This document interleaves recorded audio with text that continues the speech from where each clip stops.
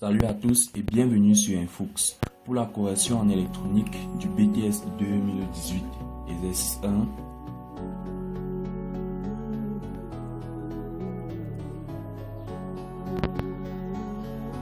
Bien, en question 1, on nous dit pour l'étage 1, premièrement, on nous demande en question 1.1, on veut V3. Bien, pour obtenir ce V3, si on sait d'abord que dans cet étage-ci, l'AOP fonctionne en fonctionnement non linéaire. Or, on sait que quand l'AOP fonctionne en fonctionnement non linéaire, E plus, moins E-, quand ceci est supérieur à 0, ceci implique que Vs qui est ici égal à V3 sera égal à plus V-SAT. Et on sait également que lorsque E plus moins E-, donc si E plus moins E- est plutôt inférieur à 0, ceci implique que V3 sera égal à moins V-SAT. Bien, par conséquent, on analyse ici, on constate que, selon notre schéma, on a E plus qui est égal à V2, E plus qui est égal à V2, et également on a E- qui est égal à V-, V1. Bien, ceci signifie donc que E plus qui est égal à V2, ceci signifie que on a donc V2, E- qui est égal à V1, V2 moins V1. Donc, ceci encore implique donc que V2 est égal à moins 5, moins V1 est égal à moins 6.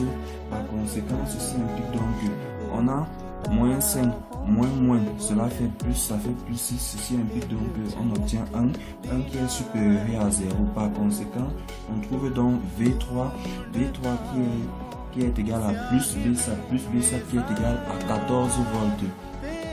On peut entourer notre réponse comme ceci. Ensuite, en question 1.2, on nous demande le courant qui traverse la résistance R3. Or, on sait que V3 est tout simplement I multiplié par R3. Ceci implique donc que I sera égal à V3 divisé par R3. En application numérique, on trouve donc I qui est égal à 14. 14 divisé par 1000, I sera donc égal à 0,014 ampères. Ensuite, en question 2, on nous dit pour l'étage 2, donc pour cet étage-ci, on veut premièrement en 2.1, on veut le nom du montage. Bien, il s'agit tout simplement d'un montage suiveur. Car on constate que la sortie va recopier l'entrée, puisque on constate que la sortie va recopier l'entrée. Donc, il s'agit d'un montage suiveur. En question 2.2, on nous demande donc d'exprimer V4 en fonction de V3. Bien, on sait que l'AOP est en train de fonctionner en fonctionnement linéaire, ce signifie que E plus sera égal à E-. Donc ici, on met E plus est égal à E-. Or, que vaut E plus? On vient là, on voit que E plus c'est V3. Donc, E plus est égal à V3 et que vaut E-? E-, on constate que ça part comme si donc E- est égal à V4. Par conséquent, on trouve donc finalement V4 est égal à V3. Donc, la sortie V4 est en train de recopier son entrée. Voilà pourquoi ici, on a dit que c'est un montage suiveur. Bien, à l'étage 3, au troisième étage, donc, pour la question 3, à l'étage 3, bien, en 3, on nous demande quel est le nom du montage. Bien, on va premièrement analyser avant de répondre à cette question. Dans la question suivante, la question 3.2, on nous demande d'exprimer US en fonction de V4, de R4 et de R6. Bien, on sait d'abord que l'AOP est en train de fonctionner en fonctionnement linéaire. Ceci implique donc que E plus sera égal à E-. Par conséquent, on voit très bien que la borne négative est renvoyée à la masse par R5. Ceci implique que E- sera égal à 0. Par conséquent, on trouve E+. On va déterminer E+ à ce point-ci. E+, on va aller comme ceci en utilisant minimum. On trouve V4 divisé par R4. On revient comme ceci. Plus US divisé par R6 sur 1 sur R4 plus 1 sur R6 qui sera égal à E-, qui est égal à 0. Donc tout ceci part comme ceci, ça donne 0. On trouve US divisé par R6, on bascule celui-ci de l'autre côté, il prend moins V4 sur R4. Donc on trouve US qui sera égal à R6 va monter, ça va faire R6, ça va faire moins R6 sur R4, le tout multiplié par V4. Voilà l'expression de US. Bien, on a l'expression de la sortie par rapport à l'entrée. On constate que si R6 est égal à R5, cette expression va disparaître. On aura la sortie qui est égale à l'inverse de l'entrée. Donc, on va donc dire que c'est un montage inverseur. Donc, on dit donc que c'est un montage inverseur.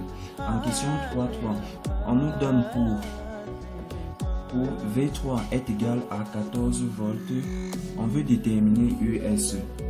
Or, on sait que US est égal à moins R6 divisé par R4 multiplié par V4. Or, que vaut V4? Bien, on revient ici. On sait bien que V4 est égal à V3. Donc, on sait que V4 est égal à V3. Ceci implique donc que V4 sera égal à 14 volts. Par conséquent, on trouve donc US en application numérique. Donc, on va trouver US qui sera égal à moins 24 000 divisé par 2000 multiplié par 14. Donc, après application numérique, on aura US qui sera égal à moins 168 volts. Bien, exercice 2.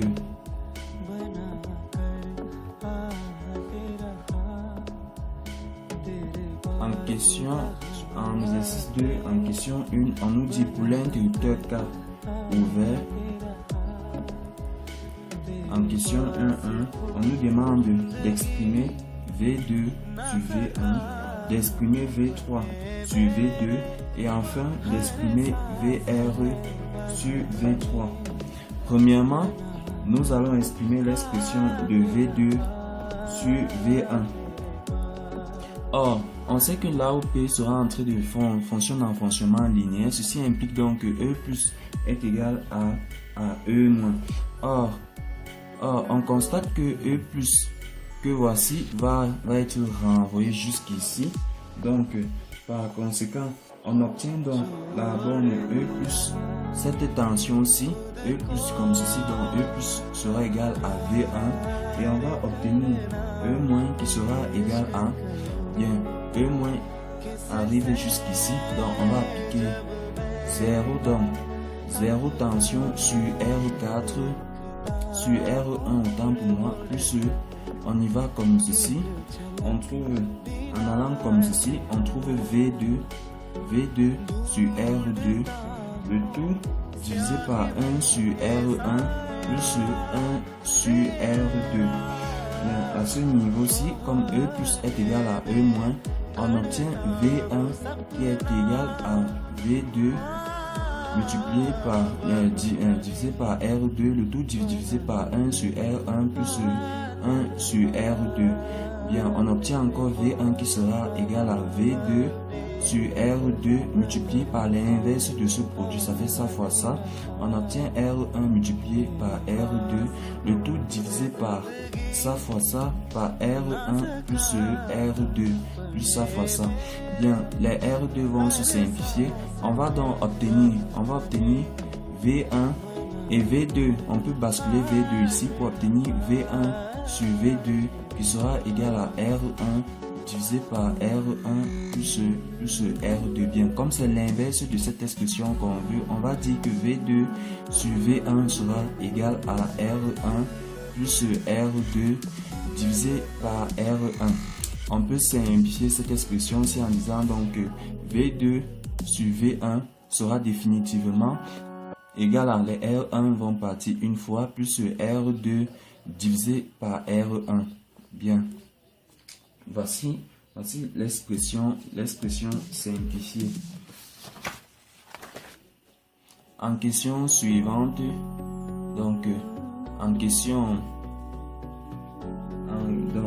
va essayer de déterminer l'expression de V3 sur V2. Or, qu'est-ce qu'on sait? On sait que ici, en utilisant le diviseur de tension, on aura V3 par rapport à V2. V3 sera tout simplement égal à V2 multiplié par l'ensemble de ces résistances-ci en parallèle. Donc, c'est-à-dire C1, C2 en série en parallèle avec L plus la résistance R3. Donc, en écrivant toute cette expression, on obtient donc V3 qui est égal à... Donc, on avait dit ça faisait V2 multiplié par l'ensemble de ces résistances en parallèle. Donc, de 1 sur X C1 plus X C2 plus 1 sur X XL. Comme ceci, le tout divisé par R3 plus l'ensemble de ces résistances ici, donc sur 1 sur XC1 plus XC2 plus 1 sur XL. Bien, à ce niveau-ci, on va dire que V3, on va renvoyer V2 comme ceci, on va obtenir V3 sur V2, V3 sur V2 qui sera égal à toute cette expression-ci, donc à 1 le tout divisé par 1 sur XC1 plus XC2 plus 1 sur XL, le tout multiplié par l'inverse de ceci. Or, l'inverse de ceci, on a 1 ici, ça fait ça fois ça. Donc, on va ici obtenir ça fois ça, on va obtenir 1 sur XC1 plus XC2 plus 1 sur XL, le tout divisé par ça fois ça, donc par R3 facteur à 1 sur XC1 plus XC2, ça fois ça, donc plus 1 encore sur XL, plus ça fois ça, plus 1. Bien, ces deux expressions-ci vont se simplifier comme ceci.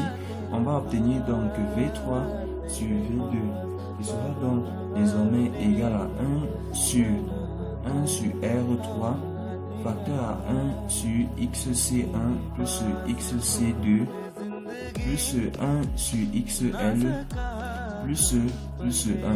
Bien, quand on obtient cette expression-ci, on peut remplacer. Or, on sait que XC1 est tout simplement égal à 1 sur J de C1 oméga et que XC2 sera égal à 1 sur J de C2 oméga, et on sait également que XL est égal à J, donc XL est égal à J de L oméga. Bien, en remplaçant ça, on obtient donc V3 sur V2 sera égal à 1 sur R3 facteur A. Donc, 1, le tout divisé par XC1, on remplace XC1 par sa valeur qui est 1 sur J de C1 oméga, plus XC2, on remplace XC2 par sa valeur à 1 sur J de C2 oméga, plus 1 sur XL, on remplace XL par sa valeur J de L oméga, plus 1 comme ceci. Ensuite, on obtient cette expression-ci. Or, on peut ici essayer de factoriser. On va obtenir R3 facteur à 1 sur, bien, on va ici essayer de factoriser. Donc ça va faire 1 sur, on va factoriser J oméga ici. Donc on va obtenir J oméga facteur à 1 sur C1 plus 1 sur C2 comme ceci, plus 1 sur J de L oméga plus 1. Or, Or, qu'est-ce qu'on sait? On sait que 1 sur C1, on va poser 1 sur C1, 1 sur C2, qui sera égal tout simplement à ça fois ça, multiplié par ça fois ça. Donc, ce sera égal à C2 plus C1, le tout divisé par C1 multiplié par C2, qui sera encore égal, on va appeler ça 1 sur C0. Bien, si ceci est égal à 1 sur C0, ceci signifie que C0, en retournant ceci, je dois aussi retourner ceci, que C0 sera égal à C1 multiplié par C2, le tout divisé par C2 plus C1. Donc, en posant ceci, donc, on revient ici, on dit 1 sur R3 sera donc égal à 1 sur J oméga. Or, 1 sur C1, 1 sur C2, nous avons vu que ça donnait 1 sur C oméga. Or, ici, c'est sur 1, puisqu'on a fait sortir J oméga ici, donc ici c'est sur 1. Donc, toute cette expression, si on a vu que ça donnait 1 sur C oméga, donc on va multiplier ici par 1 sur C 0, autant pour moi. Bien, plus 1 ici sur J de L oméga plus 1 comme ceci. On obtient donc finalement 1 sur R3, 1 sur R3 facteur à 1 sur 1 divisé par 1 sur 1 divisé par 1 sur J de C0 oméga plus 1 sur J de L oméga plus 1 ici. Donc, on va renverser cette expression-ci. En renversant cette expression, on obtient donc 1 sur R3 facteur à J de C0 oméga plus 1 sur J de L oméga comme ceci, plus 1 ici.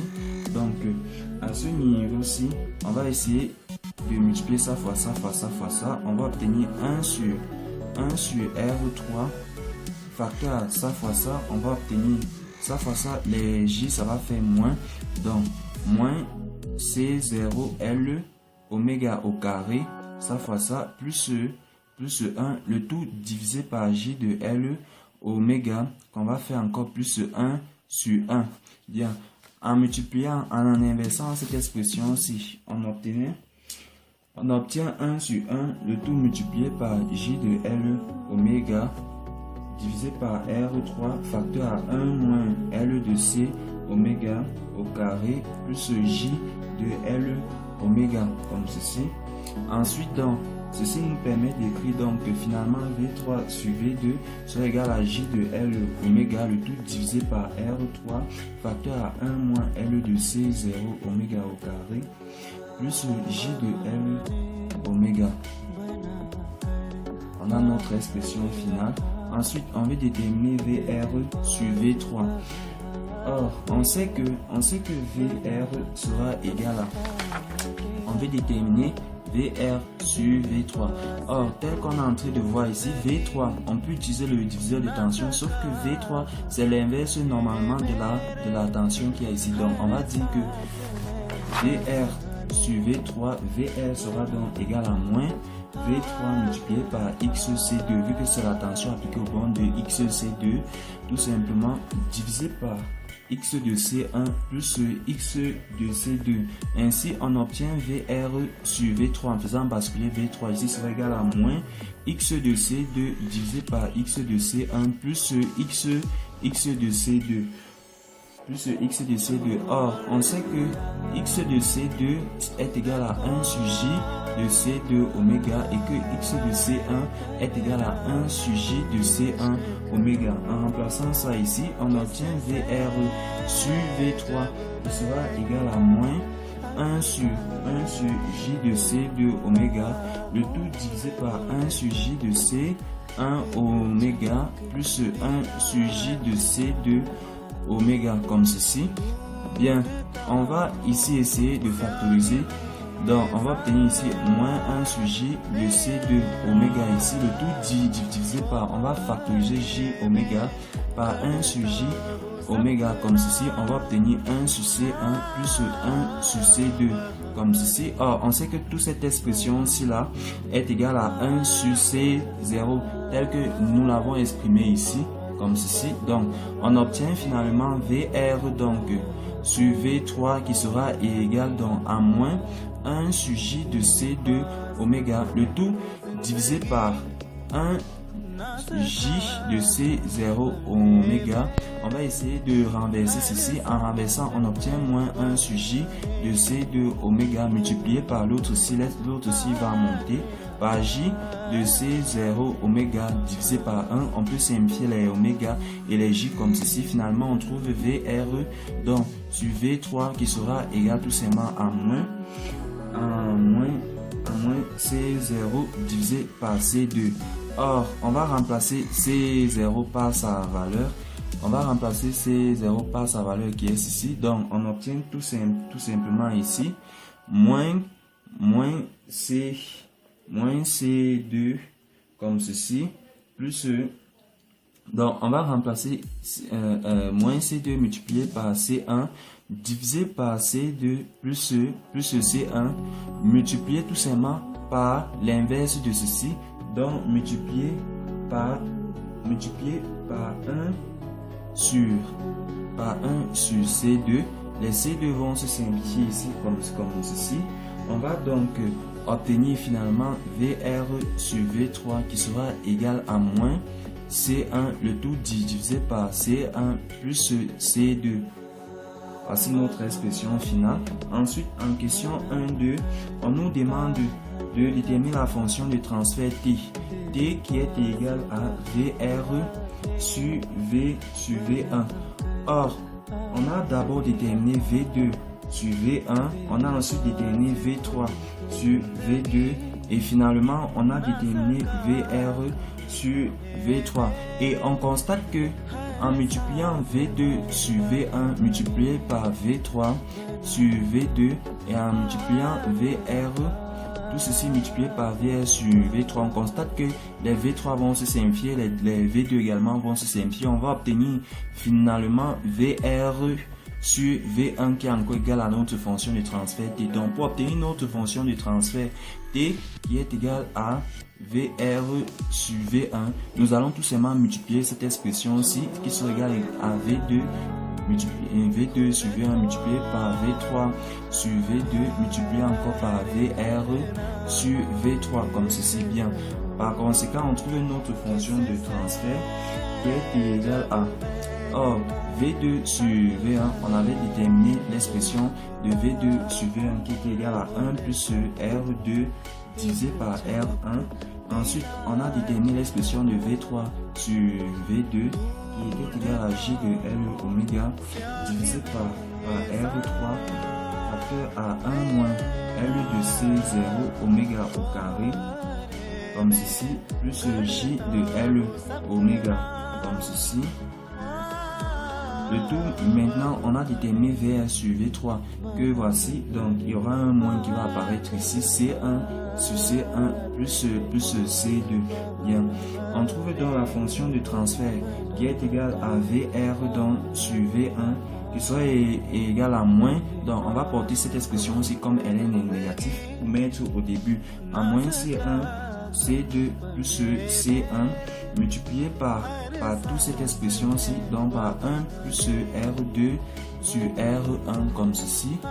Bien, le tout multiplié également par J de L oméga divisé par R3 facteur à 1 moins L de C0 oméga au carré plus J de L oméga comme ceci. On fait notre parenthèse ici.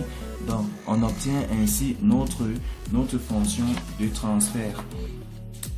Bien que, après avoir obtenu notre fonction de transfert, la question 2 nous dit maintenant, en 2, on nous dit pour l'interrupteur K fermé cette fois-ci, et pour V1 enlevé, on nous dit 2, 1. Montrons que le circuit oscille bien. Pour qu'un circuit soit en oscillation, il faut que sa fonction de transfert soit égale à moins 1 ou que sa fonction de transfert soit égale à 1. Donc, pour montrer que ce circuit oscille, on va montrer que cette fonction de transfert est égale à ceci. Bien. Or, nous savons que notre expression, notre fonction de transfert T est égale à VR sur V1 comme ceci. Donc, on va venir ici. On constate que pour l'interrupteur K fermé comme ceci, on peut lancer notre maille comme ceci. En lançant notre maille comme ceci, on obtient donc V1 plus VR qui est égal à 0. Ceci signifie donc en tirant VR, ceci signifie que VR sera égal à moins V1. Par conséquent, VR sur V1 sera égal à moins 1. Donc, or, on sait que notre fonction de transfert T est égale à VR sur V1. Ceci signifie donc que T est égal à moins 1 en faisant le rapprochement en fonction de ces deux expressions-ci. Donc, par conséquent, notre cycle oscille. Bien, en question suivante, donc en question 2.2, on nous demande de trouver la fréquence d'oscillation, donc F0. Or, pour trouver la fréquence d'oscillation, on va résoudre dans notre fonction de transfert comme le circuit oscille. On avait déterminé notre fonction de transfert VR sur V1 qui était égal à tout ce bloc-ci. Bien, comme ce bloc-ci aussi, ceci signifie que tout ce bloc-ci, on va le résoudre est égal à moins 1. Donc, on va résoudre tout ceci est égal à moins 1. Bien, on obtient moins C1, le tout divisé par C2 plus C1, facteur à 1 plus R2 sur R1, facteur à J de L oméga, le tout divisé par R3, facteur à 1 moins L de C0 oméga au carré, plus J de L oméga comme ceci. On a dit on va résoudre est égal à moins 1. Bien, on peut tout simplement commencer par les moins 1 vont s'en aller. Donc, on va commencer ici dans un premier temps par le rendre positif comme ceci.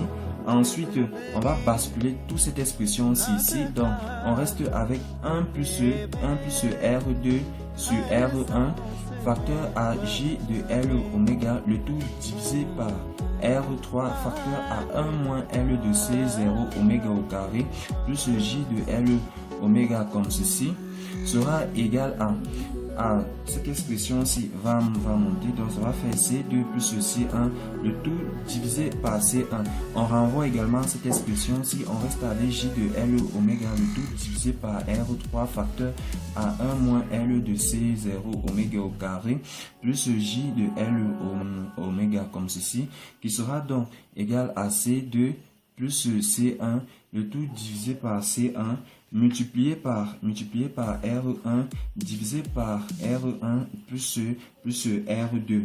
Ensuite, on renvoie toute cette expression aussi comme ceci. Donc, on trouve finalement J de L oméga qui sera égal à C2 plus C1 divisé par C1 multiplié par R1 sur R1 plus R2, le tout multiplié par tout ceci, donc multiplié par R3 facteur à 1 moins L de C0 oméga au carré plus J de L oméga comme ceci. On va multiplier tout ceci fois ceci, multiplier encore par 1, multiplier tout ceci.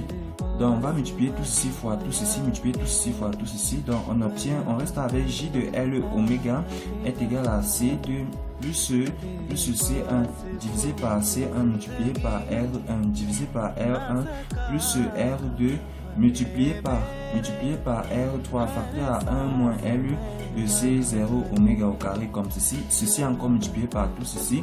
On obtient donc plus C2 plus C1 divisé par C1 multiplié par R1 plus R2 multiplié par ceci, donc multiplié par J de L oméga. Or, on voit ici que un imaginaire est égal à un réel plus un imaginaire. Or, un imaginaire ne peut être qu'égal à un imaginaire. Donc, on va résoudre ceci est égal à ceci.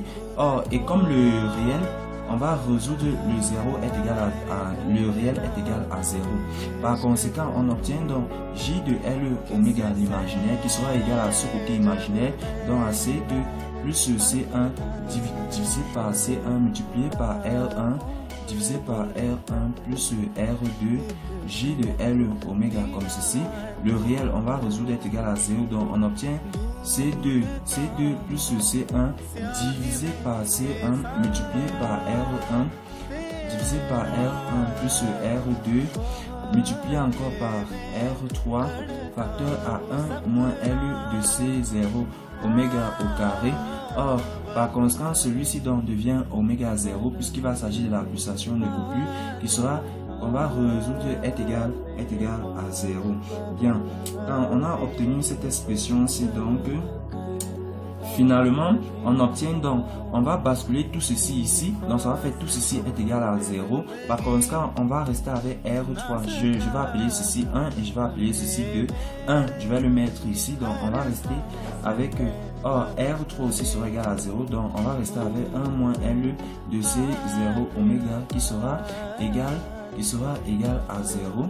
Ensuite, je prends cette expression, si les J de L oméga vont se simplifier comme ceci, il va rester ici C2 plus C1 divisé par C1, le tout multiplié par R1 divisé par R1 plus R2 qui sera égal à 1 comme ceci. Bien, à ce niveau-ci, donc, on peut tirer notre pulsation oméga 0. Donc, on va obtenir tout simplement, oméga 0 va traverser comme ceci et va devenir positif. On va obtenir L de C0 de oméga 0 au carré qui sera égal à 1. Tout ceci, donc, cette expression-ci va virer comme ceci. On va obtenir C2 plus C1, le tout multiplié par R1 qui sera donc égal à C1 facteur à R1 plus R2 comme ceci. On obtient donc finalement notre oméga ici, oméga 0 au carré qui sera égal à 1 sur L de C0. Et en multipliant ceci, ça fois ça, on va obtenir C2 R1 plus C1 R1 comme ceci. Donc, plus C1 R1 comme ceci, le tout ceci égale à ça fois ça, donc à C1 R1 plus C1 R2. Bien, on voit C1 R1, en voyant comme ceci, il va prendre moins, donc les deux expressions vont s'en aller. Or, comme notre priorité c'est de trouver oméga 0, on va donc dire que oméga 0, la pulsation de Coupure sera égale à 1 sur racine carrée de L de C0. Donc, on a obtenu notre expression de oméga 0. Donc, en gros, on obtient notre oméga 0 qui est égal à 1 divisé par racine carrée de L de C0 et on obtient C2 R1 qui sera égal à C1 R2 comme ceci. Donc, comme la question nous demande de trouver la fréquence de coupure, or, on sait que oméga 0 est égal à 2 pi F0 qui est encore égal à 1 sur racine carrée de L de C0. Par conséquent, on trouve la fréquence de coupure F0 qui sera égale à 1 sur 2 pi racine carrée de L de C0 comme ceci, et on peut encadrer notre formule. Et après avoir obtenu ceci avec un C0 qui est égal, puisqu'on avait d'abord déterminé l'expression, de C0 qui est égal à C1 multiplié par C2 divisé par C1 plus C2 comme ceci. Bien, en question 2, 3, on nous demande la relation entre R1, R2, C1 et C2 pour que le déterminons la relation entre R1, R2, C1 et C2. Bien, on avait d'abord trouvé ceci. Donc, ceci signifie tout simplement que en renvoyant R2 ici et en renvoyant C2 de ce côté, on va obtenir R1 sur R2 qui sera encore égal à C1 sur C2. Ou encore, en inversant cette expression-ci, on peut tout simplement obtenir R2 sur R1 qui sera encore égal à C2 sur C1. Donc, cette expression-ci, les deux sont valables. Bien, en question 2, 4, on nous dit pour R1 est égal à R2, pour C1 est égal à C2 qui est égal à 10 nanofarad. On nous donne également F0 pour F0 qui est égal à 10 000 Hz. On nous demande l'inductance. Bien, pour pouvoir déterminer l'inductance, on va prendre cette expression-ci. Or, on sait que F0 est égal à 1 sur 2 pi racine carrée de C0L. Donc, ceci signifie tout simplement que en basculant comme ceci, on va obtenir 1 qui sera égal à F0 2 pi racine carrée de C0L. Bien, et en basculant tout ceci ici, on va obtenir racine carrée de C0L qui sera égal à 1 divisé par F0 sur 2 pi. En élevant ceci au carré et ceci au carré, on obtient donc LC0 qui sera égal à 1 sur 2 pi F0, le tout au carré, comme ceci. Bien, et par conséquent, on va obtenir L qui sera égal à C0 va descendre ici à 1 sur 2 pi F0, le tout au carré multiplié par C0, comme ceci. Et en application numérique, donc voici l'expression de L. Or, on sait que C0, l'expression de C0 est tout simplement égal à C1 multiplié par C2 sur C1 plus C2. Or, comme on a dit que C1 était égal à C2, ceci signifie que C1 fois C1 va faire C1 au carré. Ici, ça va faire 2 fois C1. Par conséquent, on peut simplifier ici une fois et on obtient C1 sur 2. Donc, C0 qui est égal à C1 sur 2.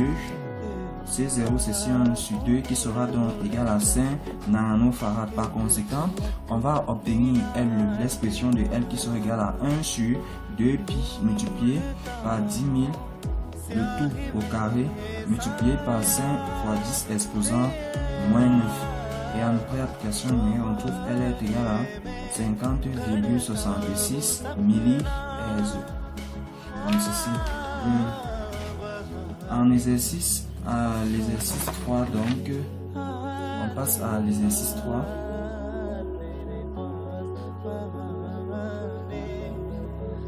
Ensuite, on a représenté le schéma et on nous dit en régime statique V de CE0 est égal à 6 volts, I de CE0 est égal à 0,006 ampères. En question 1, on nous demande de déterminer RC. Comme on est en régime statique, on va déterminer le schéma équivalent en considérant les condensateurs comme les sources ouvertes et bien sûr les condensateurs, donc tous les condensateurs comme les sources ouvertes. Par conséquent, on obtient le schéma équivalent suivant. Le schéma équivalent sera comme ceci.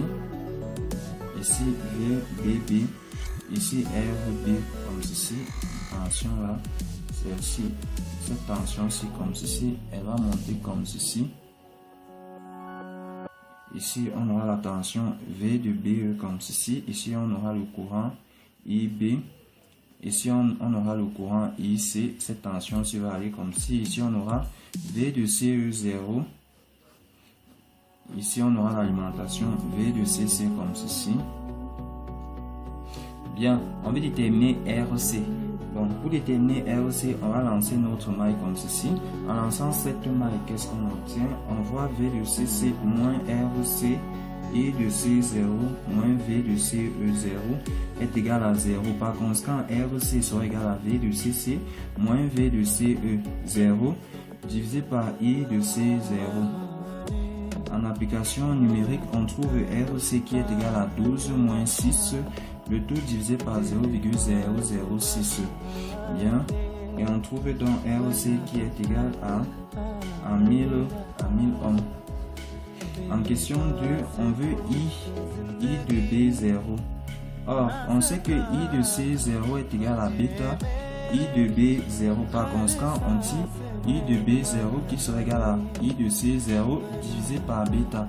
Et en application numérique, on obtient donc I de B0 qui sera égal à 0,006, le tout divisé par 100. Donc I de B0 sera égal à 0,00006 ampères comme ceci. En question 3, on nous demande l'expression de RB. En lançant notre maille comme ceci, on va obtenir V de BB moins RB moins RBI de B 0 moins V de BE 0 qui sera égal à 0 volts. Donc RB par conséquent sera égal à V de BB moins V de BE, le tout divisé par I de B0. On encadre et on fait en application numérique. Donc R de B va nous donner 5 moins 0,8, le tout divisé par 0,00006. On trouve donc RB qui est égal à 70 000 ohms, comme ceci. En B, donc, maintenant, on nous dit en régime dynamique. En régime dynamique, on nous a donné H de 21 qui est égal à 100. On nous a donné petit r qui est égal à H11 qui est égal à 200 ohms. On nous a donné H12 qui est égal à 0 et H de 22 qui est égal à 0. En question 1, la question 1 nous demande la désignation et le rôle de C1 et de C2. Premièrement, on peut dire, tel que nous sommes en train de voir, quels sont les condensateurs de couplage et de découplage. C'est la justification. Condensateur de couplage. C1 est un condensateur de couplage tout simplement parce qu'en régime dynamique, il va coupler la tension VE au circuit. Découplage parce qu'en régime statique, il va empêcher la composante continue d'embêter ou de gêner la composante alternative. Par conséquent, il va déconnecter la composante alternative. Bien, C2 est un condensateur de couplage parce que en régime dynamique, il va permettre le couplage de la résistance RL à ce circuit-ci, et condensateur de découplage parce que en régime statique, il va empêcher le courant continu de traverser la résistance RL. Bien, ça c'était pour les justifications. En question 2, donc, on nous demande le schéma en régime petits signaux. Bien, pour déterminer le schéma en régime petits signaux, on considère les condensateurs comme des courts-circuits comme ceci, les sources de courant et les sources de tension également, les sources de tension continue comme les courts-circuits également comme ceci. En gros, le schéma équivalent qu'on va obtenir ici sera comme ceci. Je vais dire en court-circuitant tous les condensateurs avec toutes les sources de tension continue, on obtient ce schéma équivalent ici, RL là. Donc, on a ici comme ceci, on obtient ceci, on va comme ceci, on obtient RB ici, ensuite on obtient RG ici, avec EG là, et VE ici comme ceci, avec IE qui sort là. Bien, ici voici le point B, ici voici le point C, et là voici le point E. On constate que le point E, c'est lui qui arrive, c'est le point E qui est en train d'arriver à la masse et qui va se propager comme ceci, jusqu'ici, comme ceci, comme ceci. Le point B reste là et le point C arrive loin ici. Donc, le régime, on va réaliser le schéma équivalent.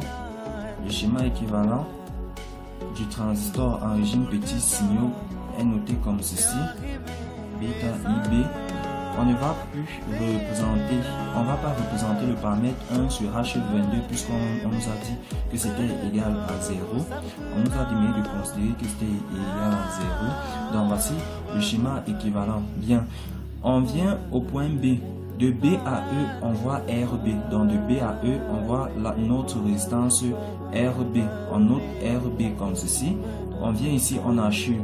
De B à E, on voit RG, EG. Donc, on voit notre résistance RG là. On voit ici EG et RG. Et la tension va à B. Donc, voici B dans la tension. Le sens de la tension VE va à B. Par conséquent, IE va aller comme ceci. On assure tout ce côté-ci. Ensuite, on vient ici à C. De C à E, on voit RC. Donc, de C à E, on voit notre résistance RC. On va noter la RC. On va venir ici l'assurer. De C à E, on voit RLE avec le courant IS qui sort comme ceci et la tension VS qui a ses bornes comme ceci. Donc, on vient là, on matérialise notre résistance L comme ceci avec le courant IS qui sort à ses bornes et la tension VS comme ceci. Voici notre schéma équivalent donc en régime petit signaux. En 3, on veut la configuration. Bien, il s'agit tout simplement d'un transistor émetteur commun, tout simplement parce que l'émetteur que voici est renvoyé à la masse. Donc, on a dit il s'agit de émetteur commun. En 4, on veut la résistance d'entrée RE qui est égale à VE sur IE. Or, on va essayer de déterminer VE en fonction de IB. On vient ici VE, la tension VE, comme ces deux résistances sont en parallèle, c'est encore la tension VE ici. En lançant notre maille ici, ou en lançant notre maille comme ceci, on trouve VE qui est égal à H11 IB. Bien, on va aussi également déterminer IE en fonction de IB. On voit IE qui arrive ici et se divise en deux. On peut nommer ceci le courant petit I1. Par conséquent, on obtient donc IE qui sera égal à I1 plus IB. Or, que vaut I1 en fonction de IB? Bien, on voit que si on lance notre maille comme ceci, on obtient RB I1 qui sera égal à H11 IB comme ceci. Par conséquent, on peut tirer I1 qui sera donc égal à H11 sur RB multiplié par IB. Par conséquent, on trouve notre IE donc qui est égal à I1 que voici donc à H11 divisé par RB IB plus IB, donc plus IB, on peut factoriser les IB, on trouve IE qui est égal à H11 divisé par RB plus 1, le tout multiplié par IB. Par conséquent, on trouve donc la résistance d'entrée RE qui est égale tout simplement à VE, voici l'expression de VE, donc à H11 multiplié par IB, le tout divisé par IE qui est égal à H11 sur RB plus 1, le tout multiplié par IB. On simplifie les IB. Il nous reste donc H11 sur 1 en renversant cette expression-ci. On trouve ça fois ça, donc on trouve RB ici. Le tout divisé par ça fois ça par H11 plus ça fois ça plus RB comme ceci. Donc on trouve RE qui sera égal à RB H11 divisé par H11 plus RB. Donc voici la résistance RE. On constate encore que RE c'est égal à RB parallèle à H11. Ça c'est l'expression de RB parallèle à H11. Bien, en application numérique, on va trouver RE donc qui sera égal à 1 à 199,99 ohms. Donc qui est sensiblement égal à 200 ohms. Ensuite, en question 5, on nous demande l'expression de l'amplification à vide. Donc, VS sur VE à vide, c'est-à-dire, donc, on va considérer un IS est égal à 0. C'est ça que signifie l'expression à vide. Bien, IS égal à 0, ceci signifie que toute cette expression-ci, toute cette résistance-ci ne nous sert pas. Donc, c'est comme si VS était à ce niveau-ci comme ceci. Par conséquent, que vaut VS donc en fonction de IB? On trouve donc l'expression de VS comme IB est en train d'aller comme ceci et que voici VS. Donc on va dire VS est égal à moins bêta IB, le tout multiplié par RC. Et VE, on avait l'expression de VE.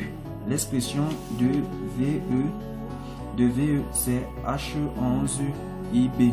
Donc en définitive, on trouve l'expression de l'amplification à vide qui est égale à moins bêta IB RC, le tout divisé par H11 IB. Les IB vont se simplifier, on reste avec AV0 qui est égal à moins bêta RC, le tout divisé par H11 comme ceci.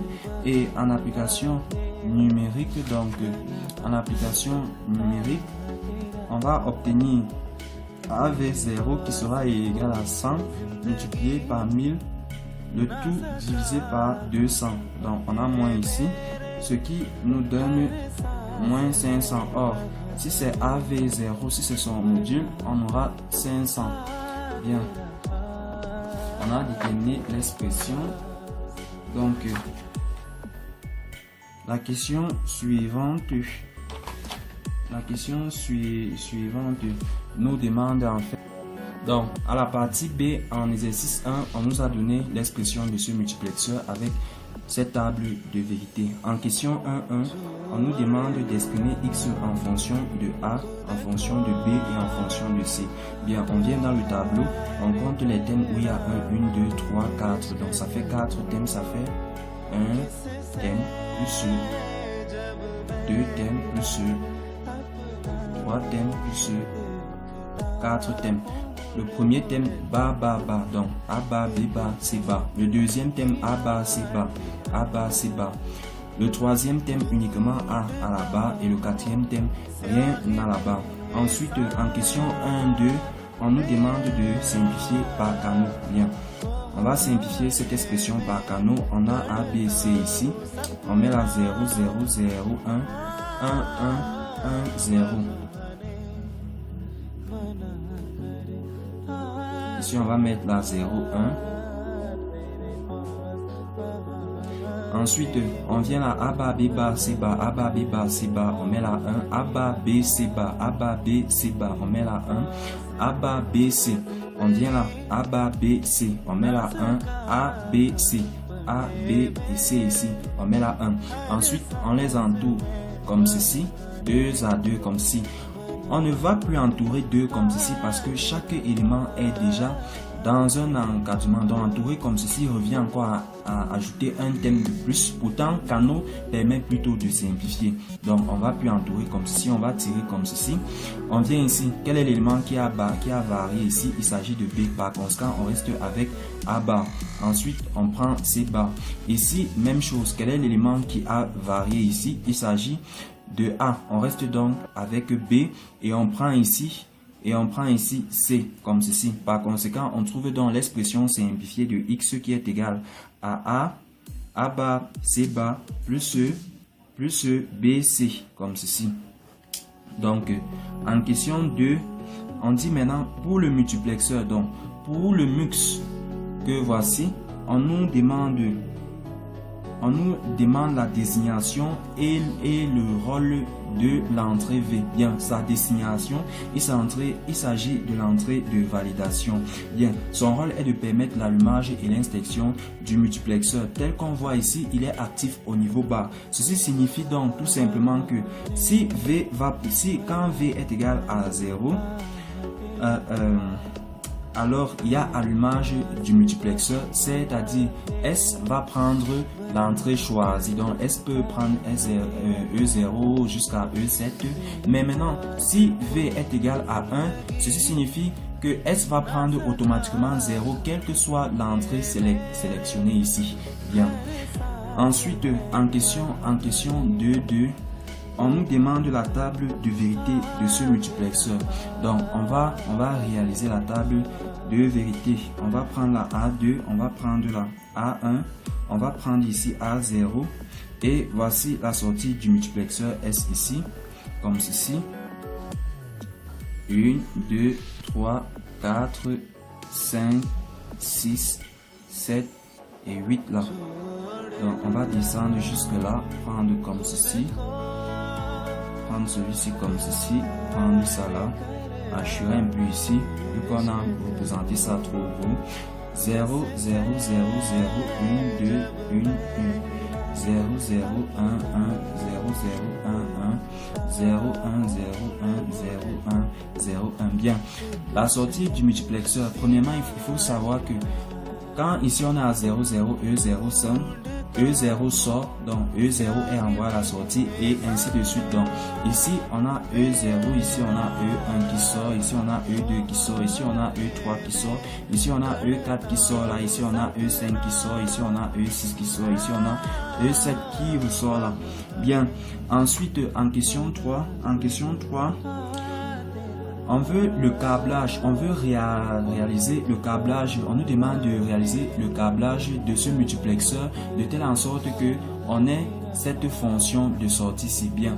Pour pouvoir réaliser ça, nous allons correspondre X à la sortie du multiplexeur S. Or, X prenait pour valeur 1, 0, la sortie X prenait pour valeur 1, 0, 1.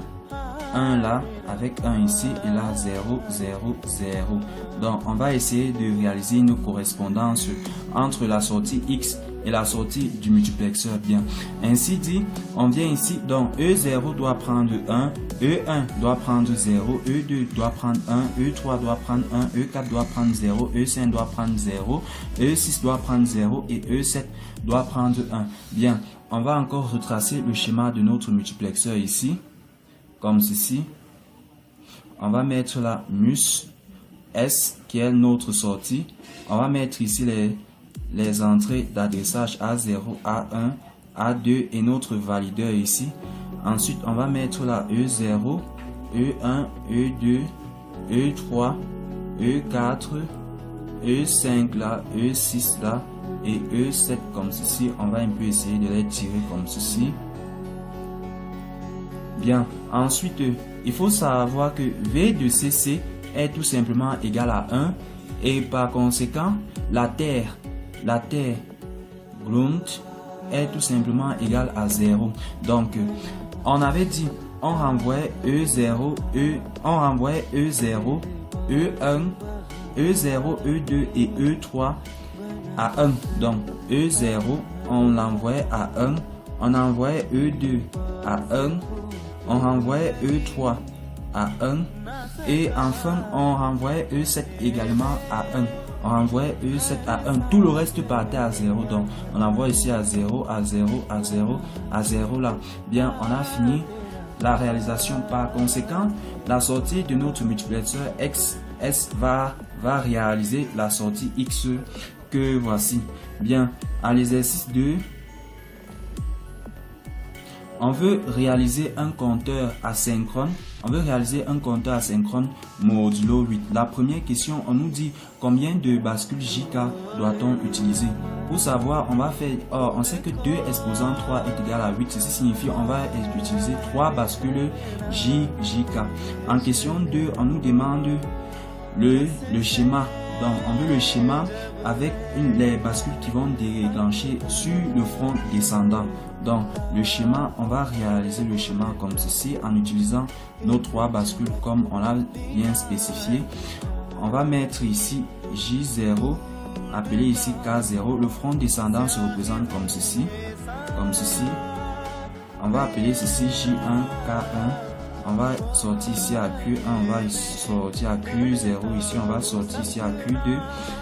Ici on va entrer à J2 et à K2 là. Ici donc on va faire comme ceci. Par conséquent, on va mettre H ici, notre horloge ici. Comme il s'agit d'un compteur asynchrone, les JK seront renvoyés à 1 pour être bistables. On les renvoie à 1. Pour qu'ils deviennent bistables, on les renvoie à 1 là. Ensuite, notre sortie Q1, que voici. Donc, on va l'appeler là Q1, notre sortie. Même chose ici, on va sortir comme ceci. On va appeler ceci Q0 comme ceci, Q0 là. Et on va sortir ici, on va appeler Q2. Bien, on a réalisé notre compteur modulo 8. Ensuite, en question 3, on nous dit après 21 impulsions, quel sera le contenu? Bien, on va faire 21 divisé par 8.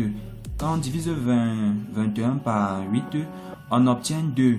Le reste qui sera obtenu ici, c'est 5. Donc, on ne veut pas de virgule. Quand on va faire 2 fois 8, on va obtenir 16. Et 21 dans moins 16, quand on va faire 8 multiplié par 2, on va obtenir 16, bien entendu. Et 21 moins 16 va nous donner 5. Donc, ensuite, on va convertir ce 5 qui est en base 10 en base 2. Or, 5 converti en base 2 nous donne 1, 1, 0. Donc, en définitive, après 21 impulsions, voici le résultat de la sortie. Bien, en question 4, on nous dit pour une fréquence d'horloge de 256 000 Hz, on veut la fréquence de sortie de la dernière bascule. Donc, la fréquence de sortie de la dernière bascule, on veut f de Q2. Or, f de Q2 est égal, on sait que f de 1Q sera égal à f de H, donc de la fréquence d'horloge, divisé par 2 exposant n. Or, ceci signifie donc que f, ça c'est f de 1Q quelconque, ceci signifie que f de Q2 sera égal à FH. Or, FH, c'est 256 000 Hz divisé par 2 exposant n. Donc, n, il s'agit de la troisième bascule, donc vient 1, 2, 3, donc par 2 exposant 3. Enfin, on trouve f de Q2 qui sera égal à 32 000 Hz. En question 5, donc, on nous demande de transformer le schéma-ci que voici pour obtenir un compteur asynchrone modulo 6. Bien, pour ce faire, on va transformer 6 qui est en base 10, on va le transformer en base 2, ça va faire 1, 1, 0 en base 2. Ceci signifie que, en venant ici, donc, ceci signifie que à 6, on va vouloir que 6 soit égal à 0. Donc, par conséquent, on va venir ici, donc, on va considérer ceci là comme Q0 ici. Donc, voici Q0.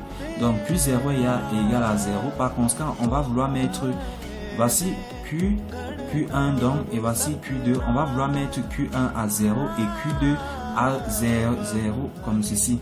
Donc, on va réaliser notre schéma comme ceci en utilisant toujours nos 3 bascules. Donc, on va utiliser la bascule, ça c'est la bascule J0K0. Ici, on a la sortie Q0 là. Ici, on a J1, ici on a K1. J1, K1, on a Q1 ici. Ensuite, ici, on a J2, ici on a K2. Et on a la sortie Q2 comme ceci, avec son horloge là. Donc, on va réaliser d'abord le bistable en les envoyant tous à 1.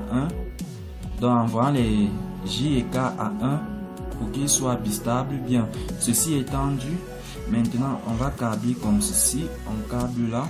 Bien. Ensuite, on va utiliser nos races pour la remise à 0. Donc, on va mettre la race comme ceci pour la remise à 0. Et on a dit, donc, on va utiliser une porte NAND à 2 entrées qui va aller premièrement à Q2. Donc, on va tirer Q2 comme ceci. Et l'autre borne va aller à Q1.